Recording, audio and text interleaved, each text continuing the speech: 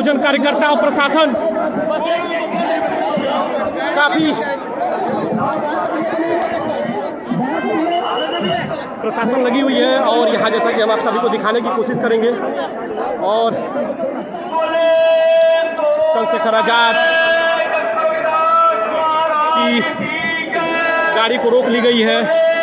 युवा तमाम वहाँ जय भीम के नारे लगा रहे हैं और यहाँ पे संत शिरोमणि रविदास जी की जयंती के अवसर पर ये उपलक्ष्य में चंद्रशेखर रावण जी आए हुए हैं और आप सभी को दिखाने की कोशिश करेंगे। काफ़ी भीड़ है और कतार में तमाम माताएं बहनें दर्शन करने के लिए गुरुद्वारे में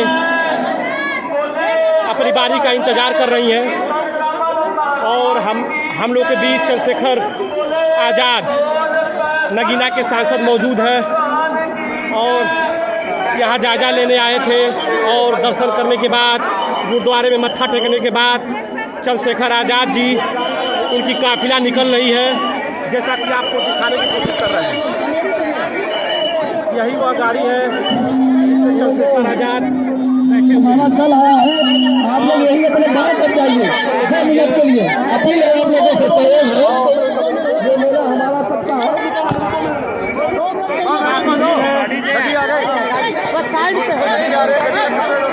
काफी भीड़ है।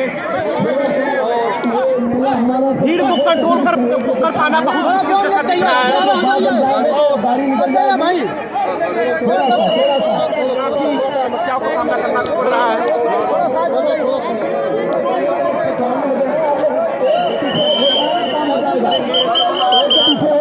चंद्रशेखर आजाद जी के आने के उपलक्ष्य में तमाम जैसा कि रविदास जी के जन्मस्थल यही वो गुरुद्वारा है जहाँ की मत्था टेके है चंद्रशेखर आजाद और वो काफिलों के साथ सुरक्षा कर्मियों के साथ उनकी गाड़ी निकाली जा रही है। श्रद्धालुओं को काफ़ी समस्याएं हो रही है लेकिन फिर भी प्रशासन अलर्ट है, सिक्योरिटी अलर्ट है और बहुत ही शानदार तरीके से प्रशासन यहाँ लगी हुई है।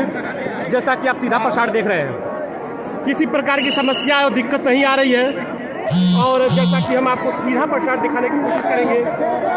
नगीना के सांसद चंद्रशेखर आजाद, यहाँ के सबसे बड़ी बात है कि प्रशासन यहाँ लगी हुई है सुरक्षा में और मैं सीधा दिखाने की कोशिश करेंगे। काफ़ी भीड़ और मशक्कत के बाद लगी हुई है। यही वो जन्मस्थल है गुरु रविदास जी की और पंजाब, अमृतसर, तमाम पूर्वांचल के लोग, देश विदेश से लोग लाखों की संख्या में उपस्थित हैं और इस बीच चंद्रशेखर आजाद जी का काफिला निकल रहा है। यही चंद्रशेखर आजाद है, युवा दिलों की धड़कन, नगीना के सांसद चंद्रशेखर आजाद तमाम अपने काफिलों के साथ, सिक्योरिटी के साथ मत्था टेकने के बाद गुरुद्वारे से ये आ रही है। सबसे बड़ी बात, सबसे बड़ी बात, हमारा एक सवाल चंद्रशेखर आजाद जी से हम पूछेंगे। संत गुरु रविदास जी के नाम से कहीं पे भी हॉस्पिटल नहीं है और ना ही कॉलेज है। इस विषय में इनसे हम जानना चाहेंगे क्यों नहीं है। इतने बड़े महान संत और संत शिरोमणि गुरु रविदास जी, समानता, भेदभाव, छुआछूत को मिटाने वाले इतने बड़े संत और उनके नाम से कॉलेज, हॉस्पिटल कहीं जल्दी देखने को नहीं मिलता है और ये काफ़ी चर्चा का विषय बना हुआ है। यूपी न्यूज़ नंबर 1 में ये हम पहली बार इनसे हम बात करेंगे, इनसे कुछ जानकारी लेंगे। ये क्या देश में हो रहा है, एक तरफा सरकार चल रही है जैसा कि हम सीधा प्रसार दिखा रहे हैं। पुलिस प्रशासन अलर्ट है और तमाम व्यवस्थाओं के साथ युवा दिलों की धड़कन कहे जाने वाले जय भीम के नारों के साथ चंद्रशेखर आजाद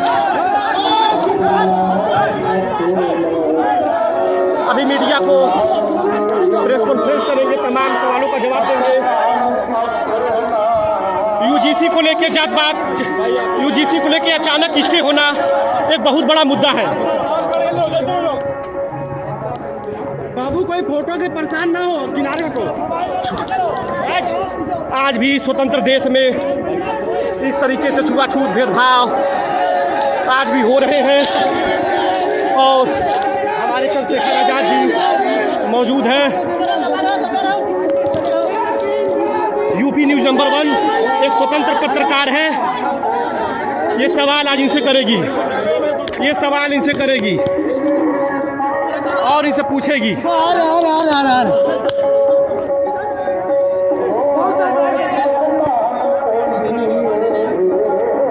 ये अपने वाहन में बैठ गए हैं और जय जय भीम के नारे लग रहे हैं। हमारे बीच मौजूद है 649 वर्ष पूर्व एक ऐसा प्रकाश पुंज जिनको दुनिया में जगत गुरु सद्गुरु रविदास जी महाराज के नाम से जाना जाता है, वो पैदा हुए और आज उनका 649वां प्रकाश पर्व पूरे भारत में और दुनिया में उनको मानने वाले लोग मना रहे हैं। मैं हर साल यहाँ आता हूँ, मत्था टेकता हूँ और उनका जो विचार था बेगमपुरा का, बेगम का मतलब होता है बिना गम का राज, जहाँ किसी की ज़िंदगी में कोई गम ना हो, ऐसा चाहूँ राज में जहाँ मिले सबन्नु अन्न और छोट बड़े सब संबर से गुरु रविदास रहे प्रसन्न। ऐसे राज की कल्पना करने वाले जगत गुरु सद्गुरु रविदास जी के प्रकाश पर्व पे हम लोग शामिल हुए।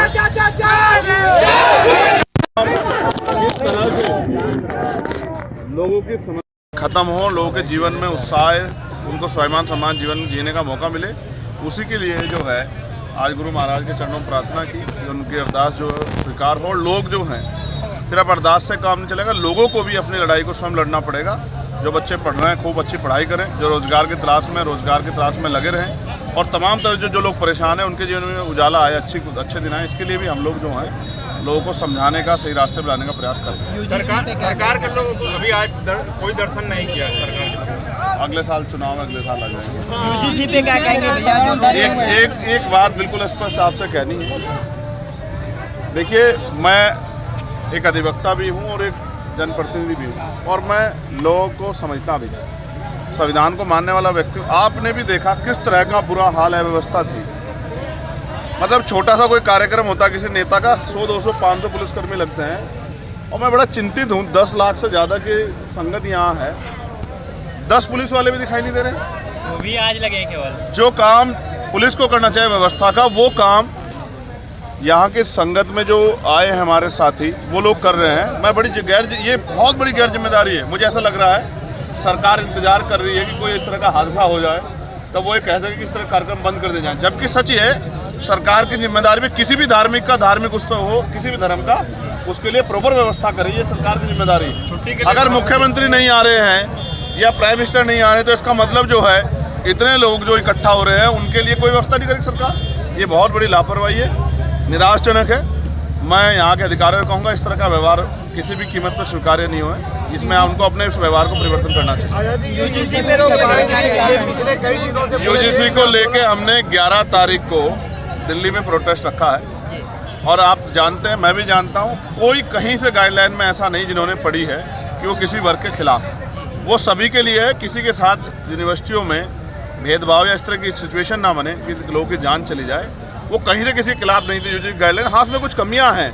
कमियां ये है कि उसमें जो जिस तरह की समता समिति बनाई जा रही है, उसमें हेड ऑफ डिपार्टमेंट जो है, समता समिति के अध्यक्ष जिनको बनाया जा रहा है वो वाइस चांसलर है। वाइस चांसलर अगर जो है एक ही विचार के लोग होंगे जिनकी बहुलता था, तो फिर कैसे कहाँ से न्याय हो जाएगा। उसमें मैंने अपनी आपत्ति आज जो है माननीय धर्मेंद्र प्रधान जी को, जो है जो HRD मिनिस्टर, उनको मैंने लेटर भेजा है 4 पन्नों का। उम्मीद है कि वो उसका संज्ञान लेंगे। चंद्रशेखर जी, शंकराचार्य जी हैं यहाँ पे, अवधेश्वरानंद जी, उन्होंने मुख्यमंत्री को 40 दिन का वक्त दिया है जो गौ माता को राष्ट्रीय माता घोषित करें, अन्यथा उन्हें हिंदू होने का हम अगर वो ऐलान करते हैं तो उन्हें प्रधानमंत्री के लिए प्रोजेक्ट करेंगे और नहीं करते तो उन्हें हिंदू धर्म से बहिष्कृत। तो ये 2 लोगों के बीच की बात, इसमें मैं क्या कह सकता हूँ? आजमपुरा एयरपोर्ट का नाम बदल के सतगुरु, ये मैंने पार्लियामेंट में डिमांड उठाई थी, अगर आपने सुना हो, कि भाई ये होना चाहिए। क्योंकि प्राइम मिनिस्टर चुनाव के समय घोषणा करके आए थे 2022 के चुनाव में, 2022 का जब विधानसभा चुनाव तो घोषणा करके आए थे कि हम इसका आदमपुर एयरपोर्ट का नाम जो है जगत गुरु सतगुरु रविदास जी महाराज के नाम पर रखेंगे, क्योंकि डेरा सच्चिदानंद बल्ला वहाँ है। और पिछली बार मैंने कई बार आवाज़ उठाई, तब जाके शायद नींद खुली है भाई। आपके सामने ये क्या हो रहा है? एससी और ओबीसी का जो तोड़ा गया है अहिल्याबाई का, अहिल्याबाई होलकर जी की जो है वो प्रतिमाएं तोड़ी गई हैं और उस पर किस तरह का रिएक्शन किया। मतलब वो कहावत है ना कि उल्टा चोर कोतवाल को डांटे। तोड़ आप रहे हो और ठेकेदार भी आप ही बने घूम रहे हो, और उल्टा जो लोग आवाज़ उठा रहे हैं उनके ऊपर जो है आप AI की वीडियो कह के और मतलब मुकदमे दर्ज कर रहे हो। क्या मूर्खता है। अन्याय के खिलाफ जो आवाज़ उठेगी वो मुकदमों से नहीं दबती है। अन्याय रोकना चाहिए। मुख्यमंत्री कई, मैं फिर कहूँगा, फेल सरकार है, फेल मुख्यमंत्री, कुछ कहना नहीं। 2027 में गठबंधन में चुनाव लड़ेंगे अकेले? 2027 बहुत दूर है। आज़ाद समाज पार्टी तैयारी देखिए, जनसैलाब देखिए, इनका जोश देखिए। पूरे सिस्टम हिला हुआ था कि किस तरह चंद्रशेखर यहाँ से निकल जाएं। इतना वो ये प्यार जो है, मैं कहाँ से आया हूँ, मुझे तो इन्हीं लोगों ने बना के भेजा है ना, मैं इनका प्रतिनिधि, उन्होंने मुझे भेजा है, मैं इनके लिए आवाज़ उठाता रहूँगा। तो 2027 में भी जो कुछ तय करना यही करेंगे। एससी और ओबीसी के लोगों को क्या वो हिंदू नहीं है क्या? वो इसका जवाब तो वो देना जो हिंदू राष्ट्र की बात कर रहे थे, और अब जैसे ही जो है UGC की सिर्फ गाइडलाइन है। हमारे तो बच्चे मर गए, रोहित वेमुला, पायल तड़वी, डेल्टा मेगल, हमारे तो बच्चे जो हैं यूनिवर्सिटियों में जो है संस्थागत हत्या होगी, और एक गाइडलाइन आई है तो सारा भाईचारा खत्म हो गया। जब भी पिछड़ों के पक्ष में कोई भी आता, चाहे मंडल कमीशन हो, चाहे UGC गाइडलाइन हो या कुछ और, जैसे मध्य प्रदेश में 27% के लिए आरक्षण के विरोध, 27% आरक्षण के लिए आंदोलन चल रहा है, तो पता नहीं ये भाईचारा भी टूट जाता है और सच बाहर निकल आता है। वो तो कि कोई किसी का भाई नहीं है। वो तो कह रहा आंकड़े बहुत कम है, 0 पॉइंट में आंकड़े हैं, तो कहाँ ऐसा? ये मैं फिर आपसे कह रहा हूँ, 118% की वृद्धि जो है वो एजेंसियों ने नोट की, आपने, मैंने नहीं की है। सच ये है, बिना अगर वृद्धि नहीं होती UGC गाइडलाइन काहे को बना? सुप्रीम कोर्ट ने ऑर्डर किया ना कि बनाओ गाइडलाइन, सरकार थोड़ा ही बना रही थी, सुप्रीम कोर्ट ने कहा बनाने के लिए। तो सुप्रीम कोर्ट बेवकूफ समझते हो? मैं ये बर्दाश्त नहीं करूँ अगर आप सुप्रीम कोर्ट में सवाल खड़ा करोगे। कुल मिला के कानून को कैसे देख रहे हैं जो पास हुआ? नहीं, बिल्कुल सही है, और कुछ कमियां तो दुरुस्त करनी है जिससे कि प्रोटेक्शन मजबूत हो SC ST OBC। धन्यवाद।